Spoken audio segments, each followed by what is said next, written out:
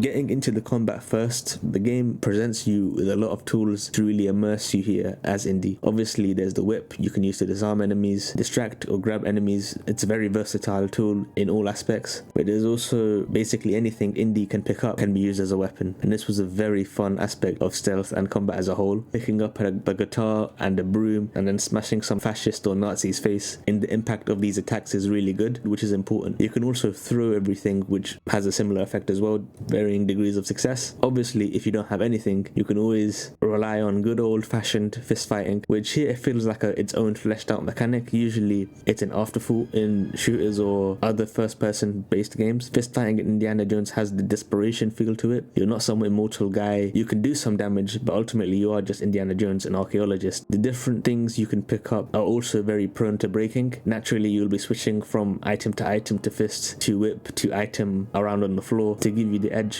in a fight. The feeling of breaking a broom over a Nazi's head, knocking them out, is unmatched, I feel. Stamina is also important to think about because you'll especially be needing it in fist fights and in general trying to get away. It can be kind of annoying or limiting, but definitely makes sense because, as I said, you are just human here. The final piece to the combat I really want to talk about here is the guns, and these add some great level of insight and gameplay. Obviously Indy has his own pistol he can shoot, but it's discouraged that the player does this, or maybe encouraged to use it as a last resort. Sound is very important here. Sure, you can go in guns blazing at points, but you doing that will basically alert everyone in the area. This especially becomes troubling when enemies start to carry some pretty powerful shotguns and rifles later on in the game, which you can also use, by the way. However, my favorite thing about guns that you don't typically see done at all is using guns as an actual melee weapon, not as the gun having a melee, actually carrying the gun and swinging the gun like a stick. I don't think I've seen a game that really does that